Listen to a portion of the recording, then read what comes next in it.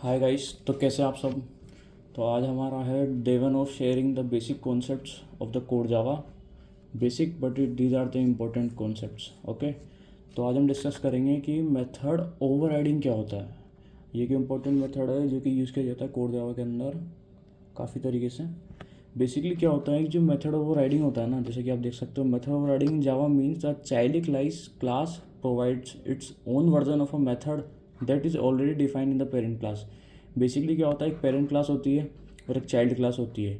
तो जो चाइल्ड और पेरेंट्स के पास दोनों के पास एक सेम मेथड होता है, उसका सेम नेम होता है और सेम रिटर्न टाइप होता है। बट क्या होता है, जब बाय डिफ़ॉल्टली हम कुछ कॉल करते हैं, अगर वो चाइल्ड क्लास के पास मेथड नहीं है तो बाय डिफ़ॉल्टली वो पेरेंट क्लास के पास से कॉल होता है। अब यहाँ पे मेथड ओवरराइडिंग का अगर हम ओवरराइडिंग यूज़ करते हैं उसके ऊपर चाइल्ड क्लास के अंदर, तो rather than parent class execution में वो एग्जीक्यूट होता है चाइल्ड क्लास से। देखिए पहले इसको देखते हैं सिंपलर वर्ड्स के अंदर क्या कह रहा है। Parent class has a method, एक पेरेंट क्लास के पास एक मेथड होता है। जैसे कि यहाँ पे क्लास देख रहे हैं, एनिमल एक क्लास है और एक डॉग एक क्लास है जो कि एक्सटेंड कर रही है एनिमल्स को। ठीक है, तो डॉग यहाँ पे चाइल्ड क्लास हुई और एनिमल यहाँ पे पेरेंट क्लास हुई। अब पेरेंट क्लास के पास एक मेथड है जो कि है वॉइड साउंड मेथड। ठीक है, और सेम मेथड किसके पास है, वॉइड साउंड मेथड किसके पास है, चाइल्ड क्लास के पास। यानी डॉग क्लास के पास भी साउंड मेथड है और एनिमल क्लास के पास भी साउंड मेथड है।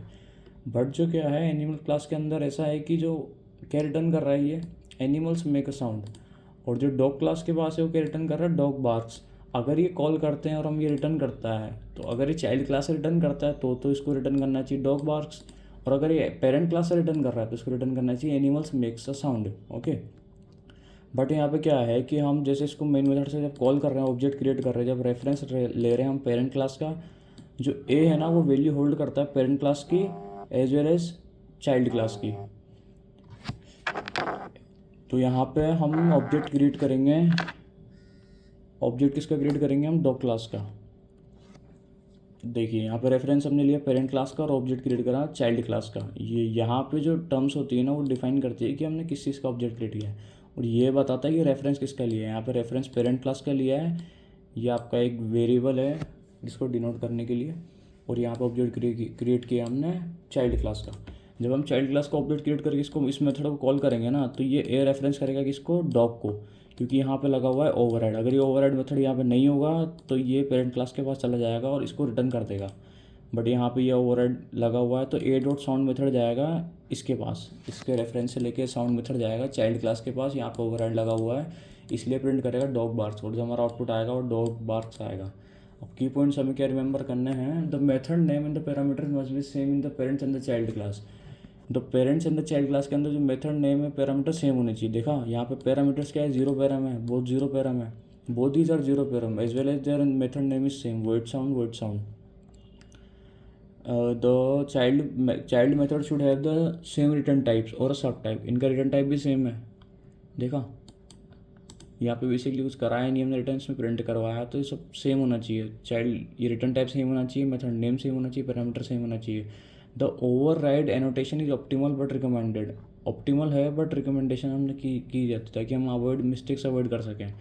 यूजिंग रन टाइम पॉलीमॉर्फिज्म, ये रन टाइम पॉलीमॉर्फिज्म इसको क्यों कहा जाता है, और मेथड ओवरलोडिंग को कंपाइल टाइम पॉलीमॉर्फिज्म क्यों कहा जाता है, इसका भी एक रीज़न है। आप याद रखना, ओवरराइडिंग जो टर्म है ये डिनोट करती है रन टाइम पॉलीमॉर्फिज्म। क्यों, क्योंकि ये डिसाइड कब करता है, रन टाइम पे डिसाइड करता है, deciding which method to run happens at the run time.